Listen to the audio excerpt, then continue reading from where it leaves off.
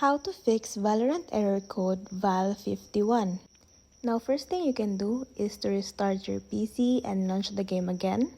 But if this doesn't work, you can go to your Windows search again, type services, and in here find VGC. And when you find your VGC, try restarting it, or if it's not yet running, then set to automatic, then start, then apply, and okay. Next thing you can do is on your Valorant, right click and run as administrator, or click properties, then compatibility, and then run this program as administrator. Just click apply and okay. Then try launching the game again. Next thing you can do on your Windows search, type run, and then type percentage, local app data percentage. And then in here, just go find Valorant, go to saved folder, then go to your web cache, then Control A, and then right click and delete.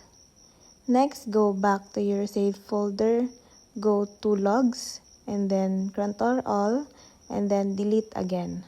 Now try launching the game again, see if it works.